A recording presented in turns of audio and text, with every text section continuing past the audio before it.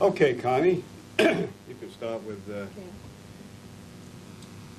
Are you ready? Okay. May I draw your attention to our newest book, The Highbridge Incident? Now, someone recently asked why did we call it the Highbridge Incident and rather putting UFO or From Outer Space to You, sequel number 2. The reason that this was called the Highbridge Incident is because this particular community was chosen as a space unit experiment wherein these townspeople and anyone who happened to be visiting this area, the government was very interested in gaining their reaction, as were the aliens or the visitors who were landing and contacting one Howard Menger. Now, after a while, Howard was asked to act as mediator and to gain information, because if you know anything about space medicine or space psychology, it is very important to get the reactions of the local citizenry to any alien or bizarre event. Now, since we believe, or it is our assumption, that all humanity did not progress in an even evolutionary stage, but that we were intercepted along the line, and that our ancestors are the colonizer of this planet. We believe that some of us, many of us, are genetically coded to receive information and to develop certain areas in science and sociology and psychiatry and medicine and industry, but that it usually occurs in the early childhood and develops as the child gets older. Now, Howard had his experience starting as a child, later as an adult, and during this experience, he also had ongoing compulsion to build electrical devices. And it really started when he was in high school. So since technology and hardware is not my forte, I'm going to let Howard take over now.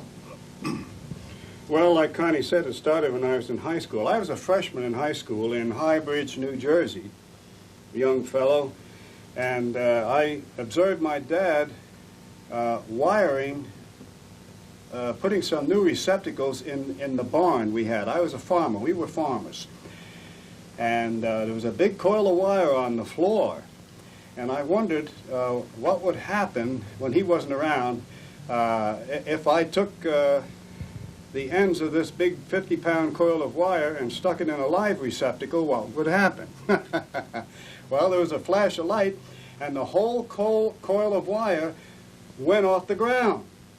So I says, uh-oh. Well, most people wouldn't pay any attention to that. Why did it go off the ground? I figured out in my own mind, my own theory, that this says to me that gravity is a push, not a pull. So by the time I was a senior in high school, I was up on the blackboard explaining how I arrived at that theory. And there was many, many extrapolations over the years. In 1951, I had flown a 4-foot radio-controlled electrocraft. I built the whole thing myself, even the radio control. That might have been the mistake, because the high frequency of the craft must have disturbed the lower frequency of the radio control, which communicated with the servos on board. Something went wrong, and it got away. It flew around Highbridge, it got away, it went west, and there goes 60,000 of today's dollars. That's what it would cost today. I was in the sign business, I was making good money, but this was an accumulation of money over many, many years. And 2 weeks later, the FBI came to my shop out of the Newark Bureau, New Jersey, and said, "Mr. Menger, yes, well, is this yours?" They showed me the pieces. They showed me an article on the page, on the front page of some Ohio paper, where a craft came from Mars and little green men got out. Well, we know that isn't true.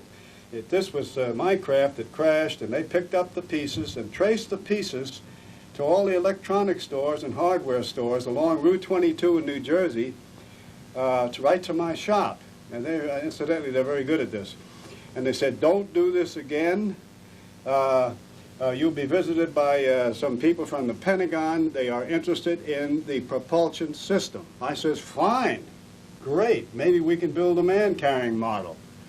With the government behind me, how can I lose?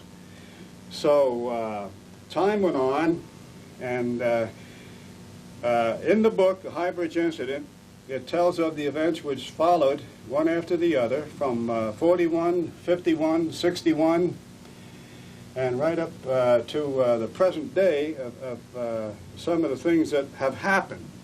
Now, I will show you now the technology that went from one point to the other, which came to building, finally, a 4-foot craft. This is a copy of the 4-foot radio-controlled craft. Just a second, Howard. I'm sorry. I'm sorry. Okay, I'm rolling. Are you rolling? Okay. Well, from the coil of wire on the floor that my dad was wiring the barn with, it led to this 1939 and then a 1949 model, 49 this is, of actually producing a field which raises the aluminum disc, non-magnetic disc in the air for 1 second, for 1 pulse of energy, and comes back down again. So I'll show you that now. Here we go. See that? So what happens, my theory is that gravity is a push, and that this cancels out that push for 1 second, for one part of energy, and 1 second of time with a certain amount of energy cancels out that push for a short time. Then it comes back down again. Here we go again. See? Now, this is low voltage. You can't get a craft off the ground with this type of propulsion. But I had in mind of building a craft which could stay up by, this is 1 pulse for 1 second. Suppose we had 100,000 pulses and 16 of these in the craft, and each one was pulsing by seconds, hundreds of thousands of volts, hundreds of thousands of times per second, and millions of frequencies. Then my idea was that maybe we could get it off the ground and keep it off the ground. Well, it worked. And so we went from this low voltage to high voltage, which is over here. This is strictly a